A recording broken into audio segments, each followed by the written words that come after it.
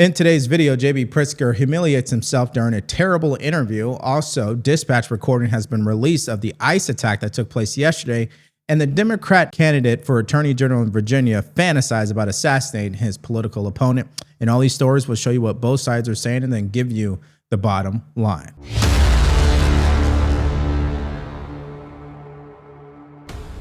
DHS says that CBP officers shot and wounded a woman in Chicago yesterday after, they say, she allegedly rammed a law enforcement vehicle and agents were boxed in by multiple cars.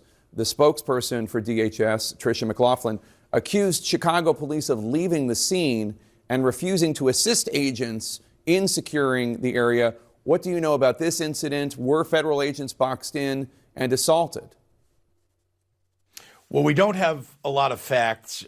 What happens in these sorts of incidents is typically ICE puts out a press release before anybody else can speak with the press, and then it gets reported on social media and elsewhere. Remember, these are the same folks who killed a person, unarmed person, just a couple of weeks ago in Franklin Park. At first, they said that the officer had been threatened with his life. The reality of it and the truth of it has now come out, and that wasn't the case. They killed somebody. So here, it's really hard to know exactly what the facts are, and they won't let us access the facts. They are just putting out their propaganda, and then we've got to later determine what actually happened. Now, I know you heard that ridiculous response from the governor. It's just shameful that this is who is in charge of one of our 50 states. And the unfortunate part about what he did there is he just brushed aside what just happened. And he wanted to go to another event. Now, that other event that he's referencing is still under investigation. DHS says the officer was being dragged, so he shot the immigrant. And the governor and other people say, nope, that's not what happened. And he was murdered. So let's let the investigation play out on that. But the bottom line is, why would you not just condemn this act of violence? The lady had a semi-automatic weapon in her vehicle. These ICE officers were in danger, and you can't even condemn that? Well, listen, let's go to what the facts show. Here is a recording of the dispatch that clearly is instructing these police officers not to respond to the scene. Take a listen. Okay. Any kind of particular hairstyle, just younger, male, Hispanic, on foot, wearing all black? No hairstyle. Okay, 10-4. And one is for the hit and run. This guy fled from the scene at 37th Place in Kedzie. It all started at I-55 in Kedzie. Then they fled southbound at Kedzie, where that offending vehicle crashed. They ran the federal agent off the road. They fled on foot westbound 37th Place from Kedzie. It was a male, Hispanic, younger, wearing all black clothing. 99. Yeah, send the cars in that direction. Have them stay put 2 or 3 blocks away, all right? Have them hold tight until I give you further direction, please. And that's the good thing about what Elon Musk has done for humanity. Because if it wasn't for X, we probably would have never been able to hear that dispatch recording, let alone this clip of what actually happened. Someone was there, recorded the entire situation taking place, and nowhere do you see the Chicago Police Department responding. So that already rebukes what the governor was saying. And that's why he deflected and went to a entirely different story. So why don't we take a look at someone who got a recording of these ICE officers getting boxed in by these vehicles and then one of the perpetrators running away on foot. Take a look.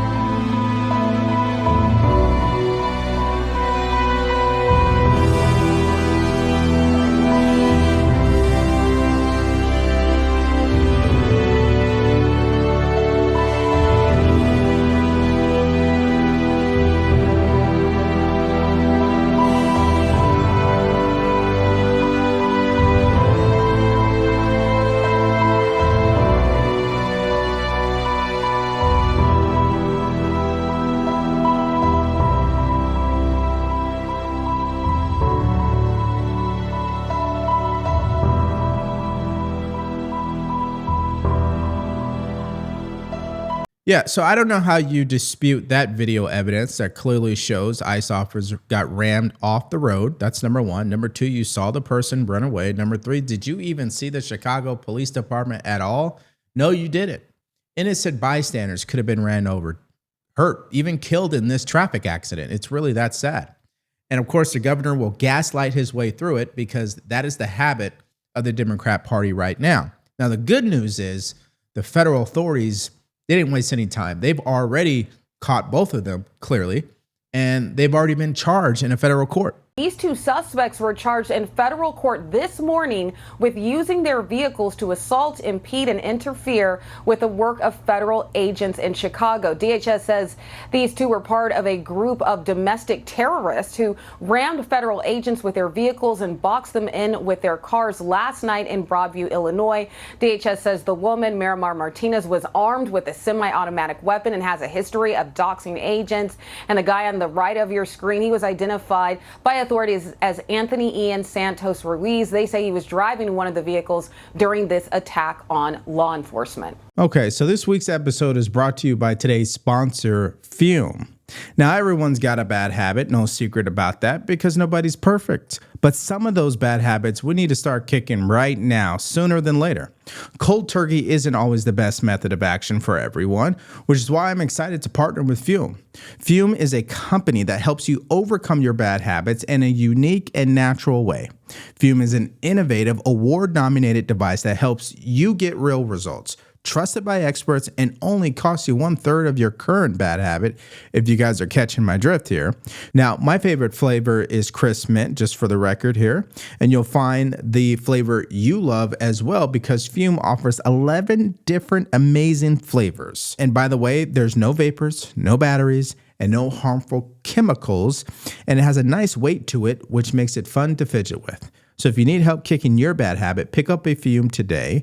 Go to tryfume.com/Devori or scan the QR code on the screen and use code Devori to get yours right now. And so how does the governor continue to respond, even though I just presented to you the dispatch audio recording, the eyewitness video recording, and even the fact that both of these people have been caught? You saw their faces, you have their names, and they are being federally charged. Well, the governor says this. In Illinois, we will do everything within our power to look out for our neighbors, uphold the Constitution, and defend the rule of law. I would probably say he's failing at all three of those, in my personal opinion. Now, here is Kristi Noem and what she had to say earlier this morning in regards to everything that is going on in Chicago. Take a listen. We're going to keep doing our work every day when we're there doing our operations, when I'm there with them. People on the streets are clapping as we do our work. They're clapping as these officers are arresting these bad criminals. And out of the 12 that we arrested during the short period of time I was there, 6 of them had criminal records in their backgrounds that the state had arrested them and just turned them loose on the street again for assault, for weapons possession, for robbery. Those individuals now are off the streets thanks to President Trump, not thanks to that mayor who's delusional at best. Yeah, there's no question that the mayor and the governor both are delusional at best. Now, listen, even I've been delusional in my life, but I've used it in a constructive way. You want to be successful in life, you got to be a little delusional, right? You got to believe in things that other people refuse to believe in when it comes to your goals or your potential. I get that. That's constructive. But their delusion is destructive, right? What they're doing is trying to destroy the city of Chicago and whatever actually made it great by allowing these criminals to continue to run rampant in these streets and then instruct the local PD not to respond. So basically what you're saying is it's okay to let crime happen, especially against federal authorities. I just don't get how they can do the math in their mind in regards to that. But here is the governor responding to what Kristi Noem just said while he was on CNN. Take a listen. Let me just say that the secretary doesn't know what she's talking about. She frankly says that people are clapping. They're not. They're booing her on the street, and they're booing ICE and CBP. They're marching, the CBP marching on a beautiful Sunday in Michigan Avenue in downtown Chicago. They're raiding neighborhoods where instead of going after the bad guys, they're just picking up people who are brown and black and then checking their credentials. Are you a U.S. citizen? I don't know about you, but I don't carry around papers that say I'm a U.S. citizen. So you can imagine people are getting detained. They're getting arrested, U.S. citizens. And they did this, of course, when they raided a building in the middle of the night in South Shore. 130 people that were emptied out of this building. They were going after a few gang members, and instead they broke windows, they broke down doors, they ransacked the place, and there were people that were held, elderly people and children zip-tied. Elderly people held for 3 hours at a time. They are the ones that are making it a war zone. They need to get out of Chicago if they're not going to focus on the worst of the worst, which is what the president said they were going to do. They need to get the heck out. Okay, let's follow the governor's logic and let's just accept what he says as truth. Then, Governor, why are you not handing over the worst of the worst to ICE when they request it from the local police department? Why do you guys continue to ignore their ICE detainer request? Why is it that when you arrest one of the worst, you release them back onto the streets? So you can't have it both ways. How are you going to demand the ICE to pick up the worst of the worst if you're preventing them from doing that? That's why the logic just doesn't make any sense to me. Now, here's what the president had to say, because as you know, he's back at the White House and reporters asked him about it. And here's his thoughts. Take a look. I really believe he's afraid for his life somehow. When you can have 40 or 50 people killed over the last couple of months, hundreds of people wounded. There's no place like that in the world. Hundreds of people wounded, 50, 55 people shot and killed. And Pritzker gets up and says what a wonderful place it is. They need help. Washington, D.C. is now a safe place. You're not going to get mugged or hit. You're not going to get raped. You're not going to get anything. Washington, D.C. went from a hellhole to a safe place. I love the way you nod. Is it true, though? People, a lot of the people right here were mugged, reporters. And you know what? You're safe now. Nothing, we've had no crime. It took 12 days to solve the problem, 12 days. And we're going to do that in Chicago. Listen, I hope they're able to do that in Chicago, because at the end of the day, we got to get some results. We've got to do something just to prove to the American people that, yes, on the surface, deploying National Guard and additional federal authorities might seem extreme, might seem radical on the surface, but understand something. What's happening in Chicago is extreme. It is radical. So you have to take radical measures. And if it gets results, which means that these cities will be safer, these criminals will be removed, and people will be held accountable, I just don't see why people are going to argue with that. The only people who will is because it's about politics, political theater, especially Democrats. They just have to be against what the president is doing. Or you have been infected with the woke mind virus and you look at everything from the lens of victimization and race. Those people can't be helped either. Now, let's go to our next update. And this is an interesting story. When I first heard about it, I really didn't think much of it because I'm not too sure mainstream media was actually going to pay attention, but I'm happy they did. And this is about the Virginia Attorney General candidate by the name of Jay Jones, who was caught via text message wishing that his opponent would be murdered and his children, meaning he was fantasizing about this stuff. Take a look. The Democrat nominee for Virginia Attorney General Jay Jones is apologizing after Fox News obtained text messages of Jones calling for Virginia's former House Speaker, Republican Todd Gilbert, to be shot in the head. Jones is staying in the race, and the state's Democrat nominee for governor, Abigail Spanberger, is not calling for him to drop out. Madison Scarpino is live with the latest. Hi, Madison. Hi, Alicia. Jones is trying to be Virginia's top legal officer, but his resurfaced text messages from 2022 are alarming people on both sides of the aisle. So to give our viewers some background, a Virginia delegate had recently passed away, and people were pouring in tributes, including who you're seeing in this video, then Virginia House Speaker Todd Gilbert. Well, that led to the Attorney General candidate, Jones, texting another Republican delegate, Carrie Coiner, saying some pretty foul things about Gilbert. So here are just some of the text. You can see Coiner tries to stop Jones from what he's saying, and he goes on to say, quote, 3 people, 2 bullets, Gilbert, Hitler, and Pol Pot. Gilbert gets 2 bullets to the head. Spoiler, put Gilbert in the crew with the 2 worst people you know, and he receives both bullets every time. Okay, me and you both heard the same thing. We read the same thing, and I'm sure we come to the same conclusion. This is another exhibit in the long line of evidence that continues to prove how violent and radical these Democrats are. That they, in their minds, are fantasizing about violence being committed against their political opponents. And of course, you're not going to have Democrats come out there publicly and condemn this. They didn't condemn the Tesla firebombing. They definitely didn't condemn the assassination attempt against President Trump. And then they celebrated the assassination of Charlie Kirk. So I don't think we should have any expectation that they're going to come out and say anything about this. In fact, I will show you an example of that. But first, let's hear more about this Mr. J. Jones, because he did offer an apology, according to Fox News, in a written statement. Take a look. Now, in his statement, Jones says in part, quote, I take full responsibility for my actions, and I want to issue my deepest apology to Speaker Gilbert and his family. Reading back those words made me sick to my stomach. I am embarrassed, ashamed, and sorry. Now, the Democrat nominee for the closely watched Virginia governor's race is Abigail Spanberger. She says she spoke frankly with Jones about her disgust for those messages, but she has not yet called for him to drop out of the race. Virginia's Lieutenant Governor, Winsome Earl-Sears, is running against Spanberger as a Republican, and she says both her and Jones need to drop out of their races. And Abigail Spanberger, my opponent who is running for governor, is no different, because she is inciting Virginians to say to them, and I quote, let your rage fuel you. Fuel them again to do what? Well, we know what they mean by that, to take to the streets, to get violent if necessary, to fight back against their political opponents, which means they could get physical. And that's not my opinion. That's exactly what has happened on a multitude of occasions already.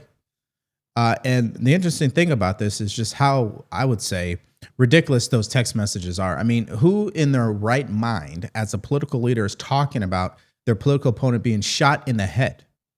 Now, you may not like a person, because I know politics can get really divisive, but never in my life would I ever wish someone to be shot in the head because I didn't like them. And there have been some people in my life that have done some crazy things to me, especially when I was a child. If some of you guys already know my story, I never wished for that guy to be shot in the head. That's called hate, and it's poison to the mind and the soul. And it's just a shame that Democrats have pretty much leaned in on that type of thinking. Now, Jay Jones did get interviewed by a local affiliate, and here he is, I guess, apologizing again. Take a look. A lot of politics is about trust. I can think of nothing more horrific than a mother having to hold her dying child. How can Virginians trust a man who said something so horrific, so callously? Well, again, I am so deeply, deeply sorry for what I said, and I wish that it hadn't happened, and I would take it back if I could. Now, here is the vice president even commenting on this. He said the Democratic candidate for AG in Virginia has been fantasizing about murdering his political opponents in private messages. I'm sure the people hyperventilating about sombrero memes will join me in calling for this very deranged person to drop out of the race. And of course, that's not going to happen because Democrats are walking hypocrites at the highest level. Now, to go a step further in all of this, to prove my point about how delusional Democrats can be, we're going to go and show you this clip from NBC. Even the commentator on NBC has a hard time condemning this, and she's quick to deflect and move to something else. Take a look. But can I also say in an interview with Leader Jeffries that can we stop with the pearl clutching about the mean tweets and sombrero tweets? That this week it came to light that a Democrat candidate for Attorney General State of Virginia called for the assassination of a political opponent, called for the assassination of that political opponent's family, and there's not one national Democrat calling for him to step aside. Not one. It's disgraceful. Nira, let me let you respond to that, because that is going to be a big story, I think, in the coming days. I mean, And then we'll go to Andrea. I absolutely think people should criticize that 100%. I think it was a private conversation he had, but still awful and disgusting. Wasn't calling for it public, but terrible. And it should be condemned. But then we should condemn that. But then you should condemn when the president calls the Democratic Party the party of Satan. Yeah, in all fairness. Why don't we just say both of those things? I think I've paid the price for standing for political violence on our side. But yeah, I agree with that. But let's criticize other Republicans or the president for not saying But Satan. the fact that not one Democrat has stood out when he called for a political assassination, this moment of political violence, is crazy. Well, I think she kind of admitted the truth out loud, which is that they just think this is a private conversation. And it's interesting that if we go back to what happened with President Trump and his comment about women and their private areas, et cetera, how that was such a huge issue and he should not be the president because of those comments and how much they obsessed over that. But they're going to be silent as mice when it comes to this story. They do not want to touch this. They are not going to push this, of course. And the only reason why we're even talking about it is because of Fox. So I find that to be fascinating. But remember what she said. It's just a private conversation and people should condemn it. But she didn't say she condemns it. So I definitely find that also interesting. Now, here's Winsome Sears, the current lieutenant governor, running for governor. Here's what she had to say about these comments. The calls for hate and violence are coming from the mouths of the Democrat Party's leaders. And Jay Jones is just the most recent, and his wish for violent acts the most clear. So if you can't solve a problem, you can't name it, but I will. And here and now, the leadership of the Democrat Party has become consumed with hate. That's exactly the truth. And listen, the president hates his political opponents too. But you know what the fundamental difference is between him and Democrats? Is his message still is based on optimism. I want our country to accomplish this. Our country is going in this direction. Here's what we're doing. Here's where we are going. And Democrats' message is all Armageddon, doom and gloom. And if they don't change it, I don't think the 2% of the independents in our country who are going to go vote in elections, I don't think they're going to resonate with that at the end of the day. And I think the other reason why they won't resonate is because of these shenanigans and this ridiculous behavior from Democrats. They're not going to relate to that because of these campaign ads that Democrats are literally handing over to Republicans. And that's what Winsome Sears was able to accomplish with all of this, is this new campaign ad that she just put out. Take a look. We start with breaking news from the campaign trail. Jay Jones is under fire tonight. Jay Jones is under fire. Jay Jones is under fire after messages he sent in 2022 saying former Virginia House Speaker Todd Gilbert should be shot. I'm excited about this ticket. It's been great to be out on the campaign trail with Jay Jones. You said Gilbert's wife could watch her own child die in her arms so that Gilbert might reconsider his political views. We deserve an attorney general who will stand up for the people of Virginia. Jones said, quote, Gilbert, Hitler, and Pol Pot. Gilbert gets 2 bullets to the head. Let your rage fuel you. Jones doubled down, saying, quote, "Do I think Todd and Jennifer are evil and that they're breeding little fascists? Yes." How can Virginians trust a man who said something so horrific, so callously? Only when people feel pain personally do they move on policy. Now, I'm a firm believer that you should be voting based on the issues that you believe in and whoever you feel is all about solving those issues. And the fact of the matter is the general election that involves the president is different than the midterm elections. The turnouts are different, okay? But I will say this about Winsome Sears. Obviously, for Virginia's sake, they should be voting her in as the next governor of that state. Because the one thing is for sure, her opponent, she's a box of rocks too. And what I mean by that is she's a clown. She couldn't even answer softball questions when she went on to the Breakfast Club with Charlemagne the Fraud, and she just humiliated herself. And then her attorney general, who's running it in this campaign as well, is wanting his political opponent to be shot in the head. What more information do you need, independents? You may not get everything you want with Republicans, but what you're not going to get is people seeking to assassinate their political opponents, people celebrating that, people wanting men and women's sports, people wanting to cut off children's body parts. I can go on and on and on. That's not what you're going to get.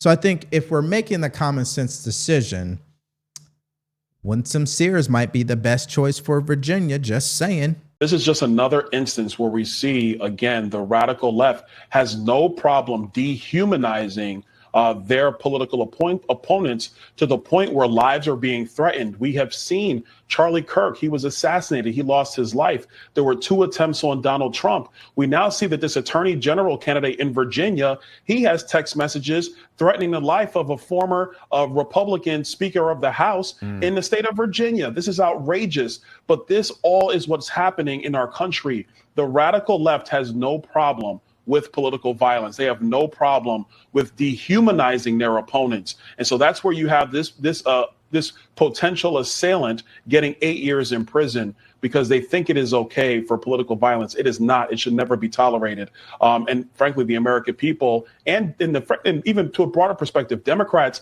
they got to clean up their own party. They can start with getting this attorney general candidate to drop out of the race. It is obscene to be threatening to kill a rival simply because you don't agree politically. Now, in case you didn't get enough, here are more copy of these text messages that provide even just more proof of how sick these people are. One of these posts ends up saying that I will go to their funerals to piss on their graves. Okay, we already know that he said Gilbert gets 2 bullets to the head.